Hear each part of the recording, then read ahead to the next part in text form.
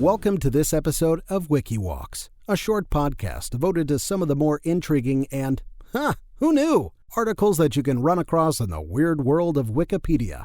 I'm your host, Chris Grismer. If you are under the impression that all Boy Scouts occupy themselves only with the seemingly mundane world of knot tying or wooden figurine whittling, well, then you must not be familiar with David Hahn. He received his merit badge, and then some, in atomic energy. What? Atomic energy? How is that even a merit badge? Well, let's dive deeper, shall we? You see, as a teenager, David built a fully functioning nuclear reactor in his backyard from off-the-shelf items and materials. His aspirations included being an Eagle Scout, but there is no doubt this boyo was simply a mad lad. David was a crafty, creative, and goofy kid who had an unending love for chemistry. Unfortunately, the chemistry between his parents had waned, and during his teens, they divorced, which only further pushed him into his new obsessive hobby. He split time with his parents, mom and her boyfriend on the weekends, you know the deal. He was severely lacking in the friends department, so he had some serious free time. David's passion grew even further when he acquired the Golden Book of Chemistry Experiments as a gift from his grandfather. He converted the basement of his mom's house to a lab. As he got a bit older, he would deliver papers, do some fast food work, etc., in order to pay for chemicals and supplies. This was all during the 1990s, and things were a little more lax then. He spent all his free time in the lab, and even once appeared at his scout meeting with a bright orange face caused by an overdose of canthaxanthin, a chemical used in artificial tanning. Then, this one time at scout camp, he accidentally ignited a pile of powdered magnesium and basically created a firebomb in the woods. Normal kid stuff. If your child is Dr. Evil, David's parents would often hear small explosions coming from either his room or the basement. He did end up in the hospital after putting a bunch of red phosphorus, picture match heads, into a bottle and shook it up. Obviously, it exploded, and he had glass shards all over his body, including the eyes. Also, he set fire to the house. Now, I don't know about your mom, but at this point, mine would have redirected my creativity into perhaps macrame or basket weaving after having just received shards of glass into my cornea, but no, David's mom just banished him to the backyard shed instead. If I can't hear the explosion, it's not happening. When he was 14, he earned his Atomic Energy Merit Badge by building a model of a nuclear reactor and writing a few papers on nuclear fission and nuclear energy, which then, of course, gave David an idea. What if he were to build his own nuclear reactor? I mean, he's got a shed now, so why not? He ended up building what is called a breeder reactor in his mom's shed over the course of 2 years. Now, I realize you might be asking how this could be possible. Pre-Google, I mean, AOL was doing well at the time, but "You've got mail" is a far cry from "here be the plans to build a nuclear reactor." So, he actually pretended to be a physics teacher. He dialed up the Nuclear Regulatory Commission, and they walked him through the process of how to build various components of a breeder reactor, as well as tell him how to isolate radioactive material. This must have been a heck of a phone call.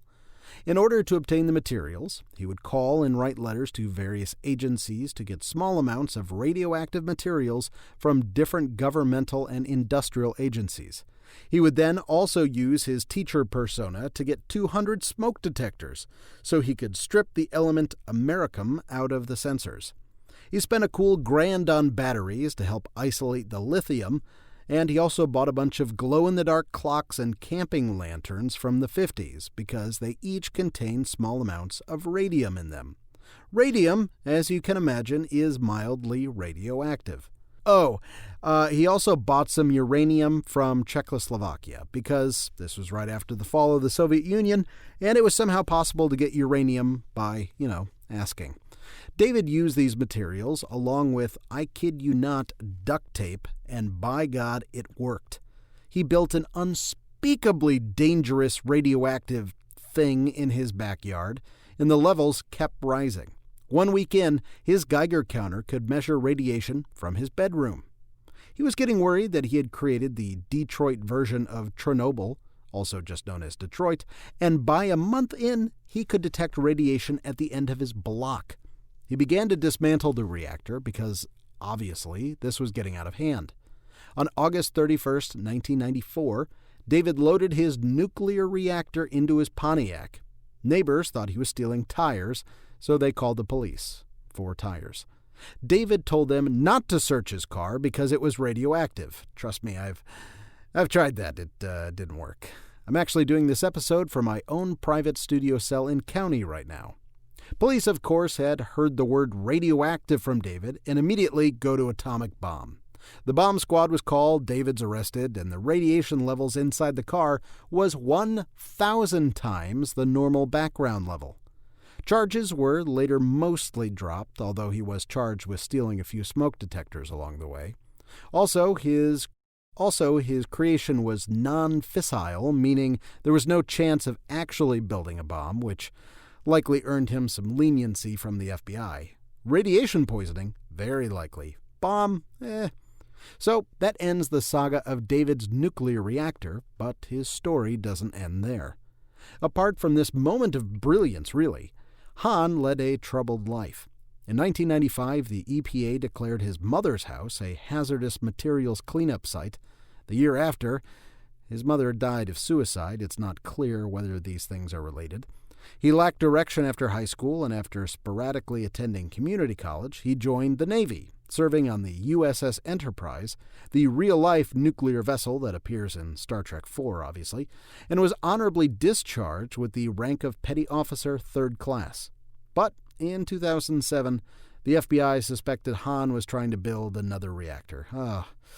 When they interviewed him, they learned that Hahn had been diagnosed with paranoid schizophrenia and was using cocaine in lieu of his prescribed medication.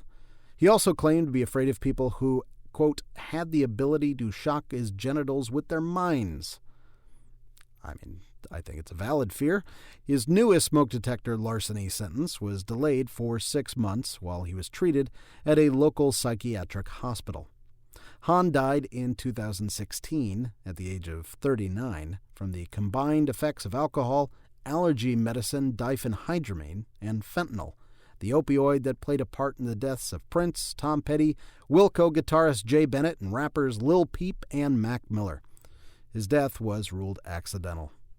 But I hope that the next time you meet a young, friendly scout who is both radiant and glowing, well, you might just want to call the FBI.